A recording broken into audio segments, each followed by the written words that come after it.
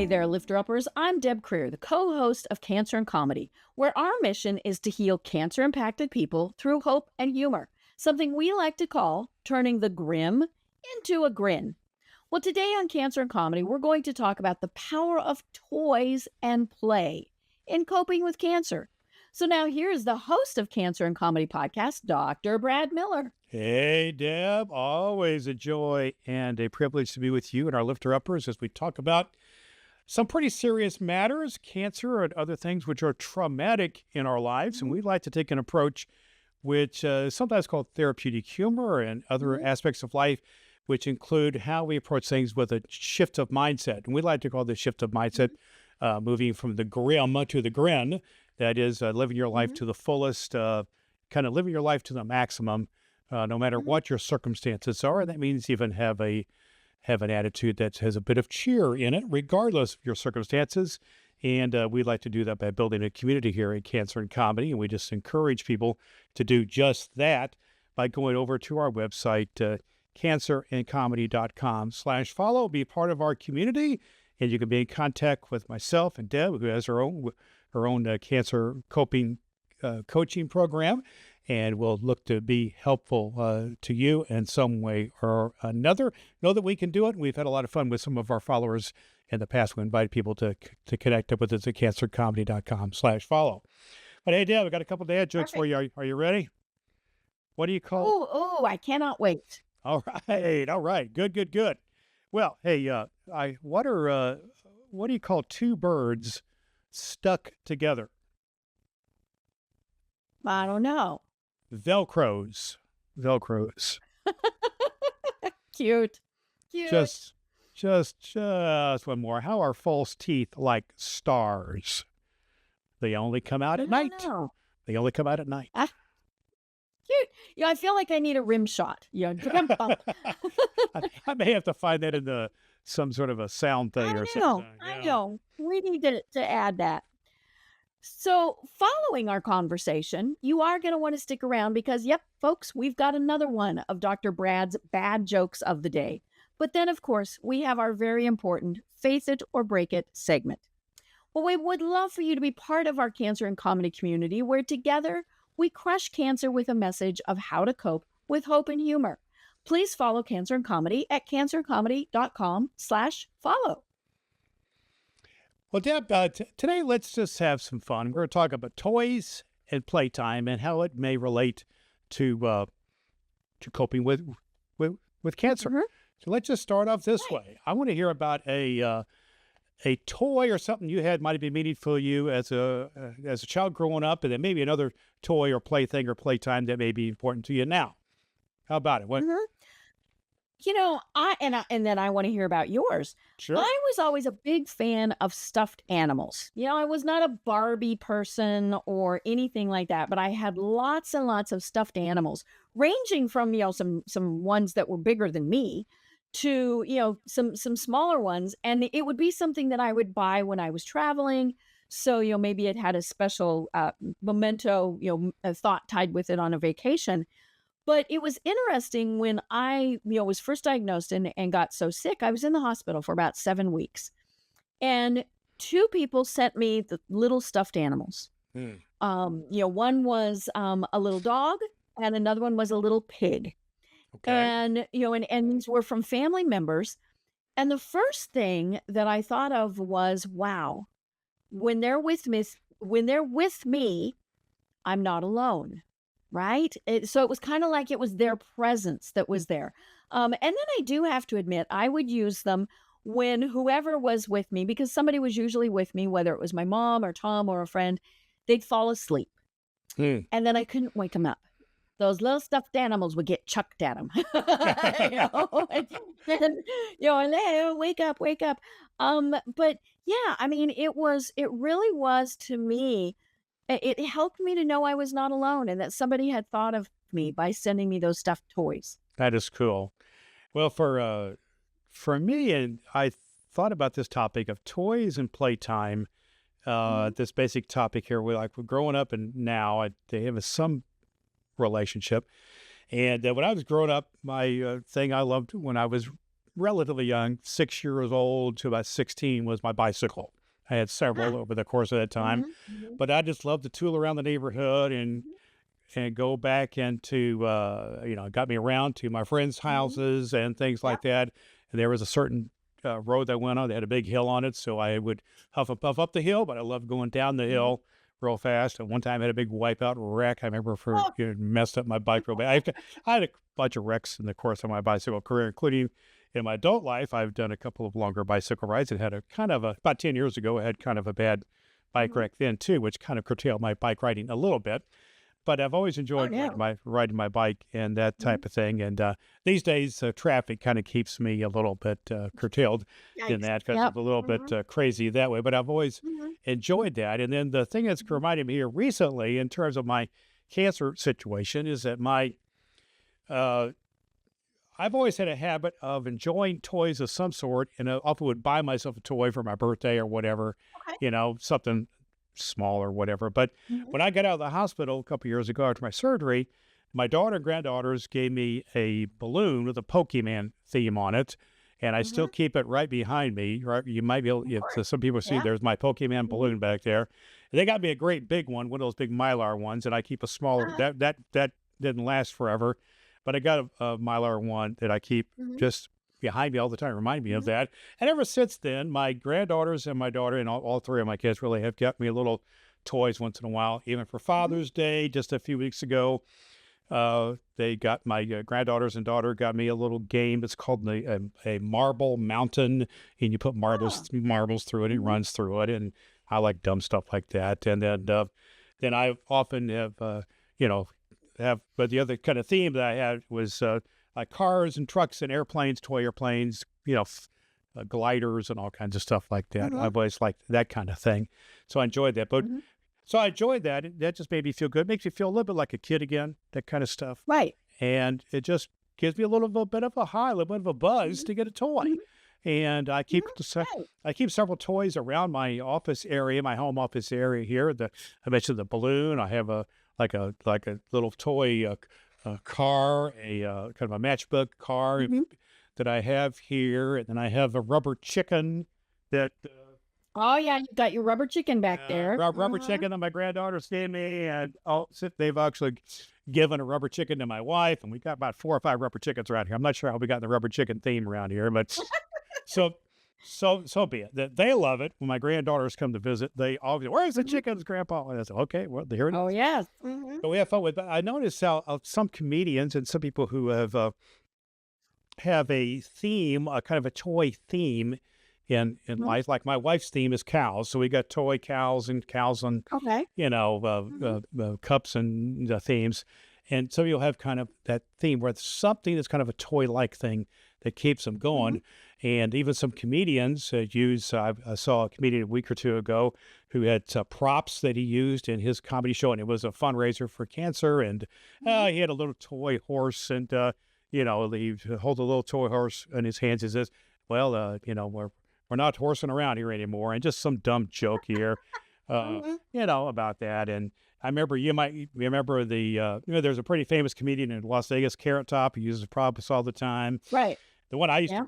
grew up with was Gallagher. Remember him, the Uh-huh. Sledge-O-Matic Right. and Mhm, mhm. smashing watermelons and things. Yes. But Oh, yeah, you never wanted to be in the front of one of his yeah, shows. that's right. That's right. I love that kind of thing. And I even did that when I was like a counselor at camps in the summertime. I did my Mhm, version of the Sledge-O-Matic for the little mhm, kids, using produce and baseball bats and things like that. And so, but yeah, I just had a lot of fun with it. But I mhm, just like to have fun, and toys and playtime is one of the ways to have fun.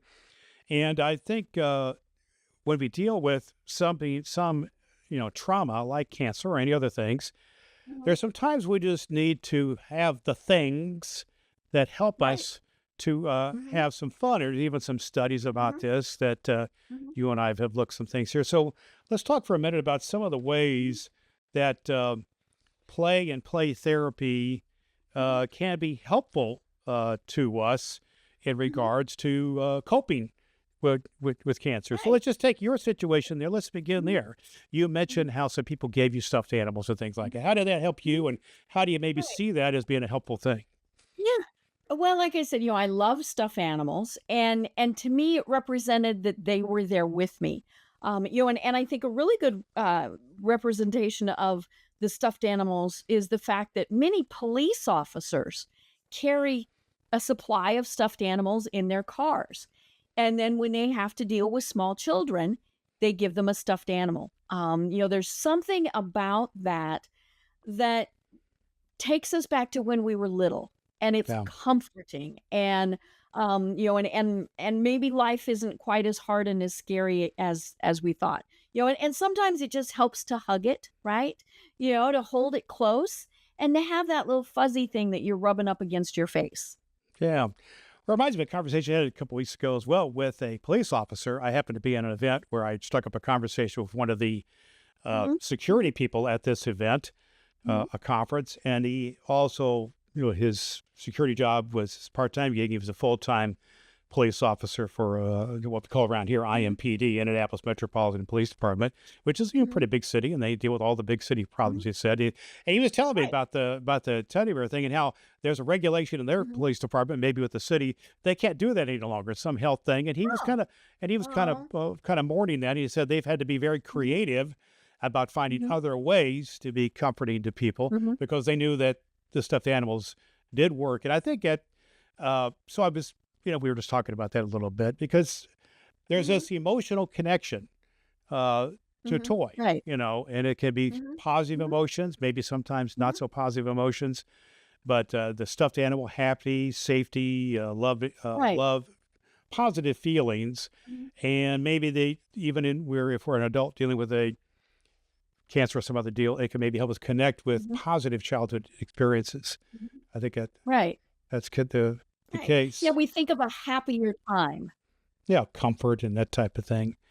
And Mhm, I think there's something to be said about collecting things that are positive. mhm. Um, Right. we need to, Like the cows and the chickens and right, all those things. You probably know people who do whatever it is, Uh, Oh, uh, I have 2 shelves of stuffed beagles that are looking down oh, on me right there now. you go.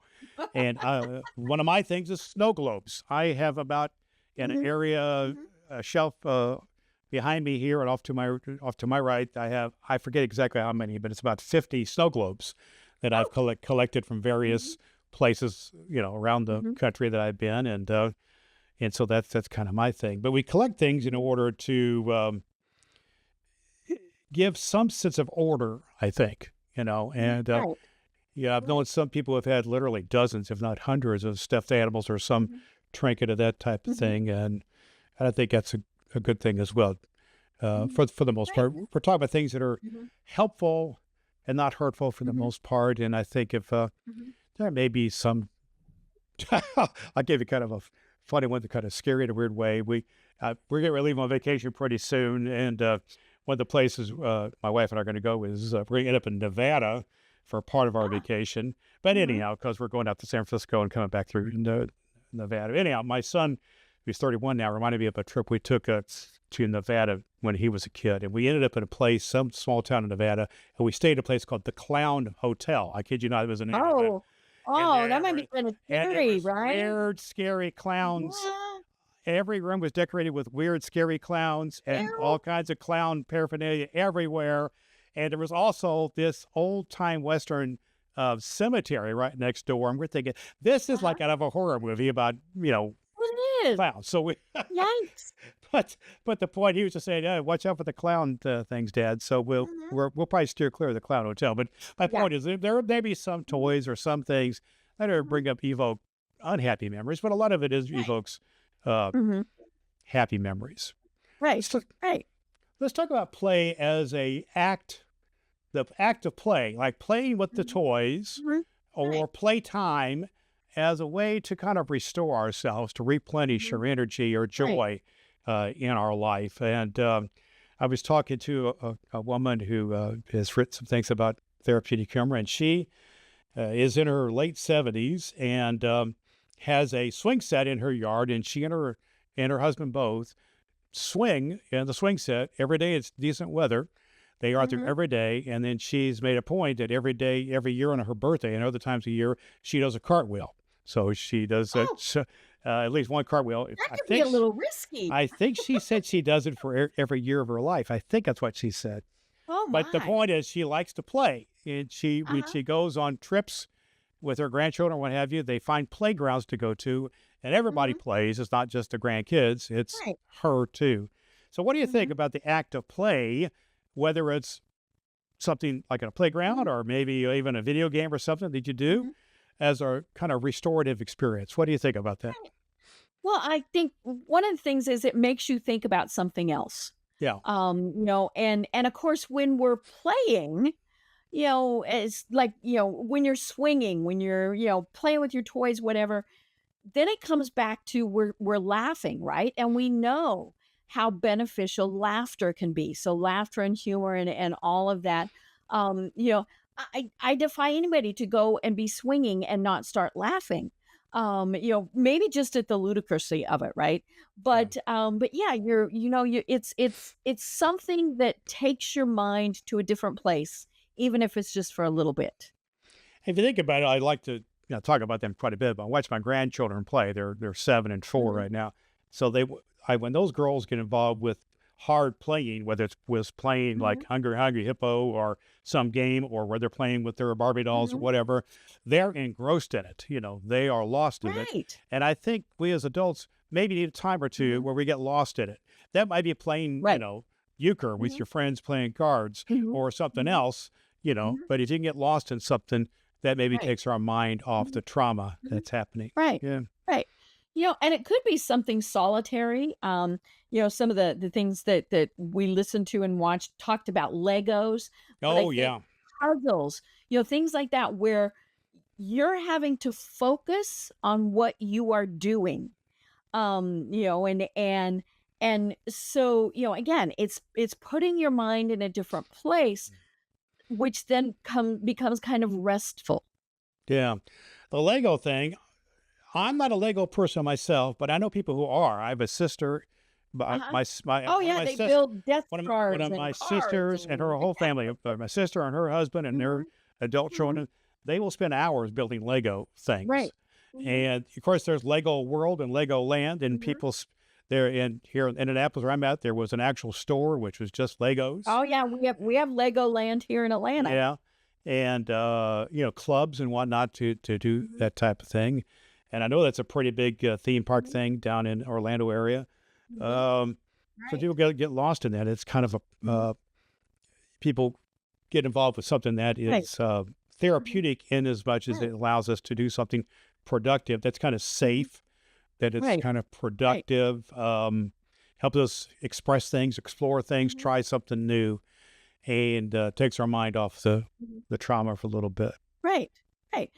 And they use, like, puzzles, Yeah. the old jigsaw puzzles Right. in senior living communities because Oh, that's yeah. something somebody can sit down and focus on. And of course, it needs to be appropriate. If it's memory care, maybe it's bigger puzzle pieces, Right. some things like that. But, that's definitely I knew somebody who did a puzzle that was just all one color, and it Oh, was 1,000 pieces. wow. Now, I am not a jigsaw puzzle person. It would not be calming to me or therapeutic to do something like that. I would last for, maybe 10 minutes before it would all get chucked in the trash I can. I'm kind of But I, Mhm, I'm sorry, I'm kind of with you, but I know my mother mhm, lives in a senior community, mhm. and she's always got a puzzle working in her room, and they also got Oh, yeah. these common Mhm. areas where people work on them together, Yep. the library and Mhm, common areas, and it's a mhm. big deal. I mean, it's a big Right, deal. In fact, on right. several occasions, our Mhm, family has bought puzzles mhm, for my mom mhm, as gifts for Christmas and birthdays and mhm. things like that. Right. It's not, Well, and then, there's word games, there's crossword puzzles. I play Sudoku on my phone. yeah, And a lot of times I do that, in the evenings, and it really does it makes my mind focus on that. And same, with anything like that. It gives your mind a break from thinking this is not good. yeah. I think there's another aspect of playing with toys that one of the resources we looked at mentioned to me, and I thought it made some sense to me. see what you think about it, is toys as the emotional proxy. And the example was Right. used was like Mhm. Hulk action figures or Barbie Uh-huh. dolls and things like this. Right. Right. That were kind of saying you can cut the Hulk, can kind of, when the Hulk gets mad, he can turn into the Mhm. Hulk and whatever.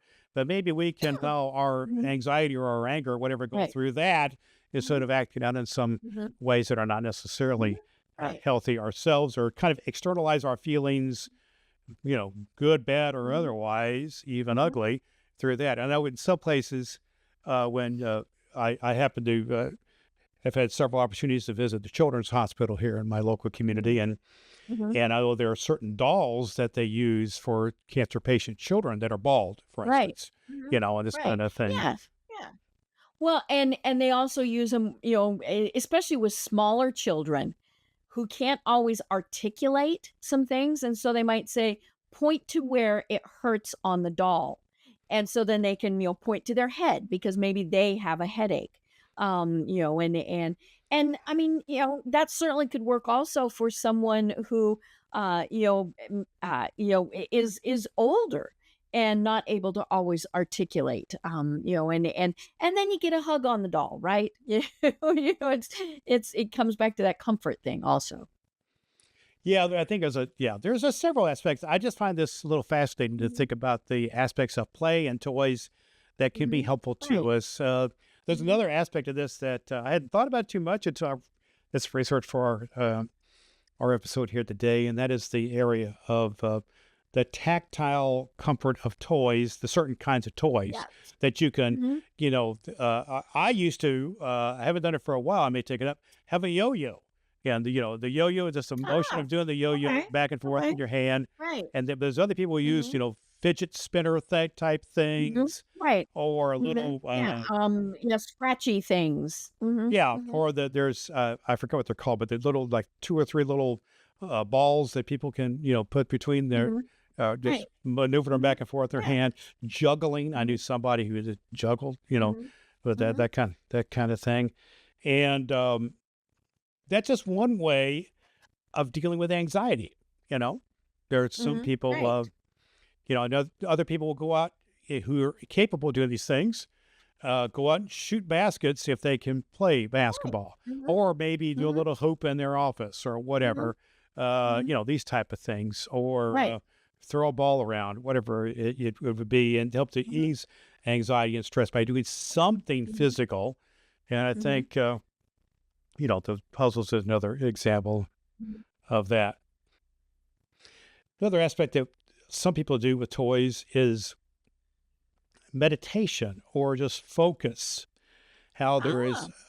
that they can take a toy, Mhm, and I'm thinking about the uh, the snow globes that I have. I know there's some mhm. people Right. who Oh, would just yes, like it's so to shake, therapeutic to watch it. Right. to kind of Mhm, shake up the snow mhm, globe and just mhm, wait for the things to mhm. settle, and just use Right. that as a time to Mhm, uh, have kind of a meditative mhm, moment. And of course, there's several types of toy type things with, mhm, sand or whatever things, mhm. Right. water things that go Mhm. through I was them. And thinking of a lava light. Remember those? Those that was actually very therapeutic to watch the lava light well, and just get caught up in I don't know if what's you it can gonna see. do.